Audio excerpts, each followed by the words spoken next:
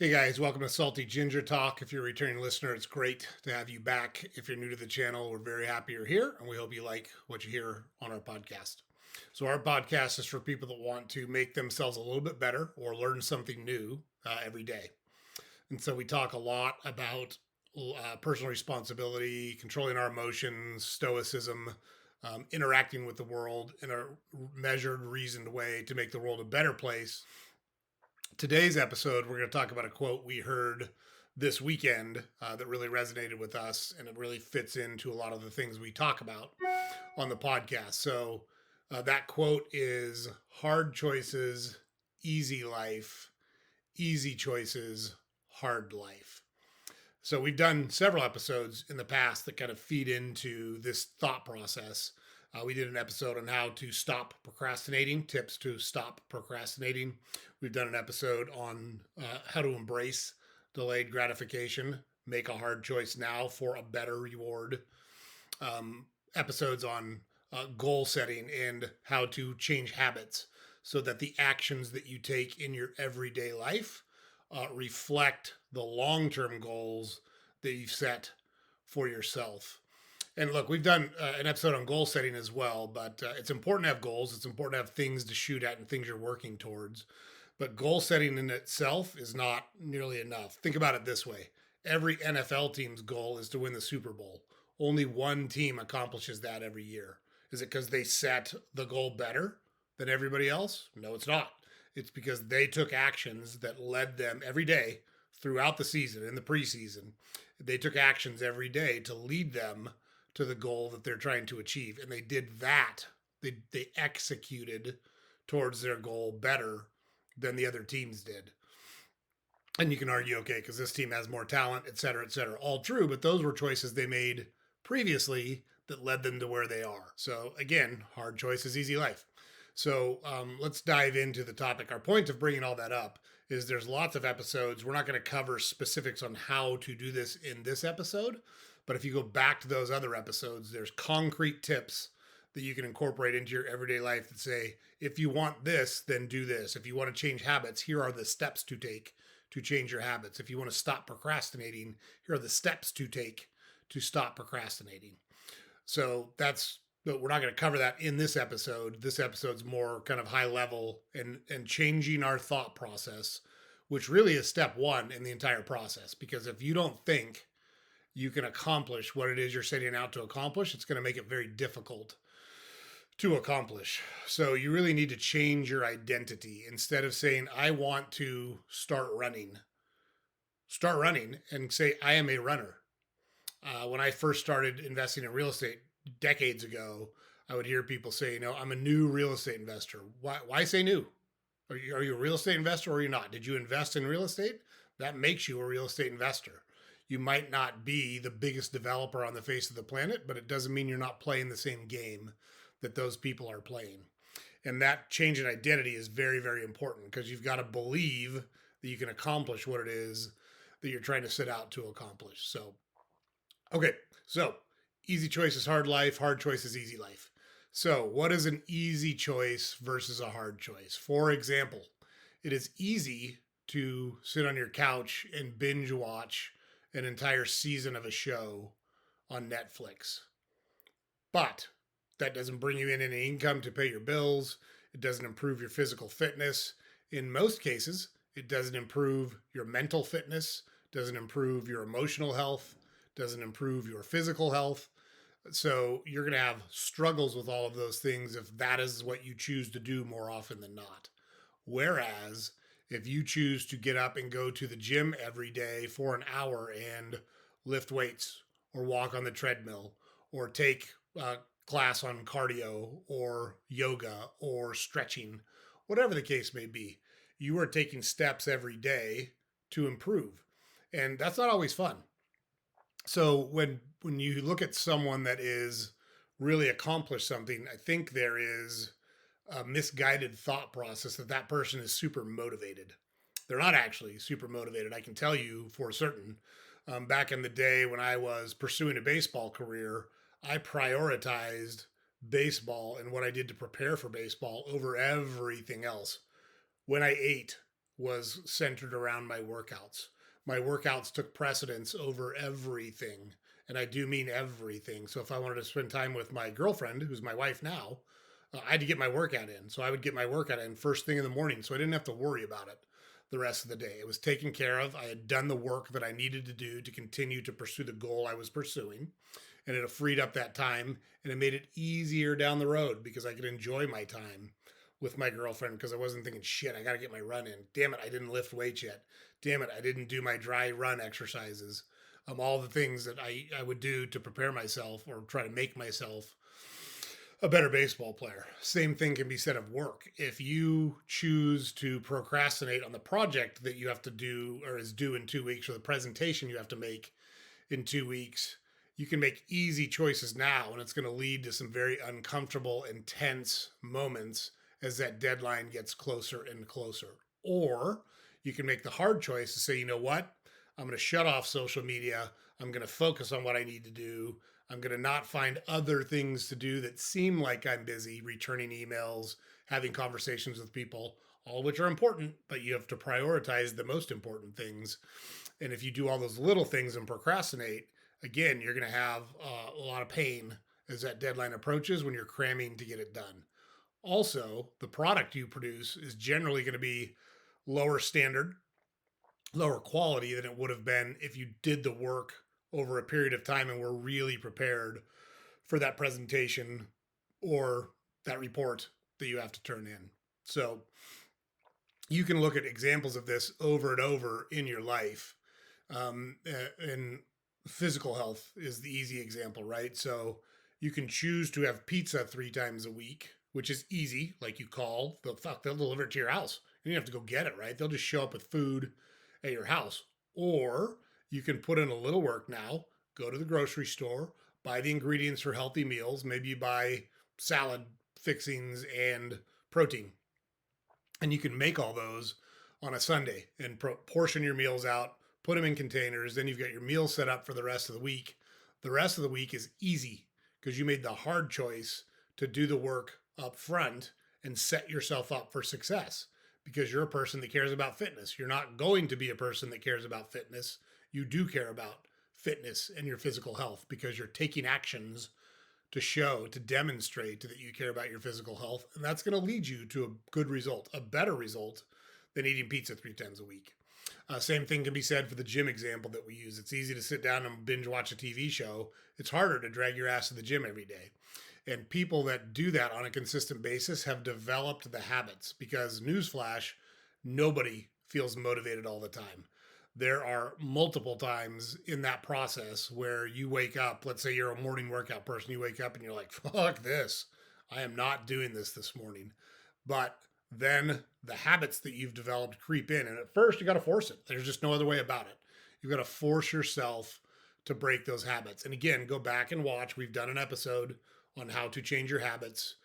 This is based on science. It's based on lots of data. We've recommended reading the book Atomic Habits by James Clear because it's very, very clear. And there are very specific steps that you can take to change habits in your life. One thing we will say about this here, because we talk about this a lot, if you're trying to develop a new good habit, then you can work on just developing that new good habit. If you're trying to stop a bad habit, you almost always have to find something to replace it with, a good habit to replace it with. Because when you just stop doing something, it leaves a vacuum. And we all know that when there's a vacuum in nature, everything runs in to fill it. Air, water vapor, all that stuff finds low pressure. And it's no different in life. It's no different when we have seen in countries that had a dictator and that dictator is deposed. It generally leads to chaos for a while because there's a power vacuum and everybody rushes in to try to grab power where there is no power. It's the same thing when you're changing a bad habit.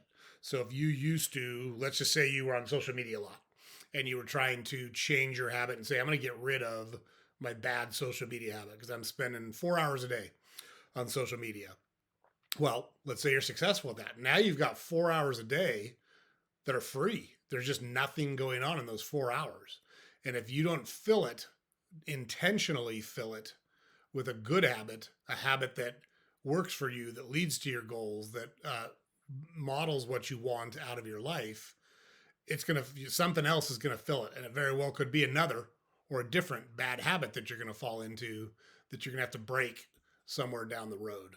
So we can't stress that enough. If you're trying to break a bad habit, be prepared to replace it with a good habit. And the steps are the same. And again, go back and watch our episode. Read that book, Atomic Habits by James Clear. There's lots of data and science around what causes habits to form and how to break habits. And it's hard sometimes. It's hard. We're not saying that it's not hard. We struggle a lot on changing habits, but we pick ourselves up and we go back after it again if we do slip backwards. So it's very, very important to have a good habit to put in place of a bad habit that you're trying to quit. But you've got to choose on what pain you want in your life. We actually did an episode on this as well. Like, you choose how you suffer, I think is what we called the episode. So life is not easy, and there's going to be hard times in life. We argue that it's better to choose the way you suffer than let life dictate the way that you're going to suffer. So what we mean by that is, if you choose to drag your ass out of bed every morning and work out, you're choosing to suffer now. And you don't have to suffer being overweight. You don't have to suffer being out of shape. You don't have to suffer feeling lethargic and the mental anguish that goes with that, because you chose to suffer up front to do the work, and you get the easy part afterwards. You get the delayed gratification down the road. And so that's really what this is all about. And this applies to every area of your life. So we've talked about fitness. We've talked about diet. We've talked about work in this episode. What about personal relationships? There are people that you're interacting with right now that you shouldn't interact with as much as you do, or at all.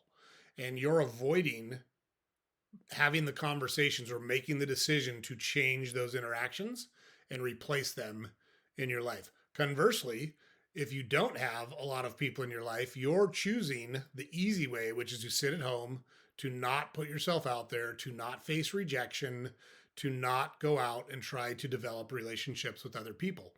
And that leads you to a lot of hard life after the fact, where if you did the hard work, if you put yourself out in social situations, whatever, you put yourself out on dating apps. And look, last time we went on a date, the first Bush was in the White House. So we've been out of the game for a long, long, long time. And we're not looking to get back in the game either. Like, we're super lucky to be married to our wife, and we're going to stick around until she kicks us out. So hopefully we can keep her liking us for a little bit longer, because we're not interested in getting back in this game. However, if you're out there and you need to develop a relationship, or you want to develop a relationship, do it. Do it. Like, you've got to put yourself out there, because that hard choice now is going to lead to so much of an easier life down the road than making the easy choice now. Look at it this way. You've been making the easy choice. Has it got you what you wanted? Has it got you the relationship you're looking for? Has it got you the life that you're looking for? If the answer is no, then you've got to take some different steps. You've got to change how you think about things. And you've got to change what you do. The first step is to change how you think, but then you need to take action. And we've heard Tony Robbins describe it as taking massive action. We love that phrase. And massive action doesn't mean I want to lose weight, so I'm going to eat 600 calories for the next 3 months until I get to my goal weight. That's unhealthy. It's dangerous. Don't do that. But what it does mean is, I'm going to develop a healthy eating habit. I'm going to develop a healthy relationship with food, and I'm going to stick to it for 3 months. There's no exceptions, no rules, no cheat days. I'm going to show myself what I can do for 3 months. Same thing with relationships. You've got to put yourself out there, and you're going to get rejected. That's how it works. Not everybody likes everybody. And just because you like someone doesn't mean they have to like you back. And that's okay. Don't fall into the trap of trying to pretend you're someone you're not, or behave like someone you're not to get somebody to like you. They're going to, they don't like you. They don't like who you really are, and you're acting like someone else, and that's not a good place to be. Number two, if you're just who you are, if you're genuine, people will sense that. They know that. And generally, people like people who are genuine, even if they're different than they personally are. You can be very different than people if you're genuine about it, so long as you're respectful, so long as you are welcoming and open to other thoughts and ideas. And you don't have to validate someone's thoughts and ideas. You don't have to accept someone's thoughts and ideas to simply validate that they exist and acknowledge that they feel or think the way they feel or think. So if you're just genuine and you put yourself out there and you are prepared for rejection, because you're going to get rejected. It's rare that this happens on the first try. So for example, when I met my wife, it was 2 days after my girlfriend of 3 years had unceremoniously dumped me. And she was smart. We were going nowhere. She saw it way before I did. She made absolutely the right choice. And she's got a good life with kids and someone else, and we're very happy for her. But we would not have met our wife if we had sat around. And that's exactly what we're doing, sitting around feeling sorry for ourselves. And two of my friends came over and said, hey, quit being a whiner and come with us. And that night, I met my wife. 2 days after I had gotten out of a 3-year, what for most of the time was a long distance relationship. So it wasn't even an ideal situation. And met my wife, and here we are 30 plus years later. And if I had not gotten off my ass and made the hard choice to get back out into life, look at all I would have missed. And that was after I was rejected, unceremoniously rejected, I might add. There was no two ways about it. She was no longer interested. The girl I was dating was no longer interested in dating me. And good for her. I'm glad that she had the guts to do the hard thing and make the hard choice, have the hard conversation, because it worked out way better for both of us. And kudos to her for having the guts to do it. So you're going to get rejected. You got to be prepared for that. You got to say, oh, well, that's how it works. Not the end of the world. I'll find the option that's right for me if I keep doing the work. And so that's really what it boils down to on hard choices, easy life, easy choices, hard life. If you do the work now, it's going to lead to bigger, better, more rewarding results down the road than it is if you make the easy choices now. That's typically going to lead to less happiness, less satisfaction, less good things in your life further down the road. So very important to think about that stuff. We encourage you, this is the time of year, we're coming to the end of a year when people typically look backwards and say, hey, what happened last year? What do I want the next year to look like? As we flip the page to a new year in the calendar, it's a very natural and normal thing for people to think about. So while you're doing that, think about what it is you want out of your life. It's great to have goals. It's great to set resolutions. But if you don't have specific actions that you're going to take, and I mean specific actions, go back and watch our episode on SMART goals. Specific, measurable, achievable, realistic, time-bound. If those 5 criteria are not met with your goal, it's not a goal, it's a wish, it's a dream.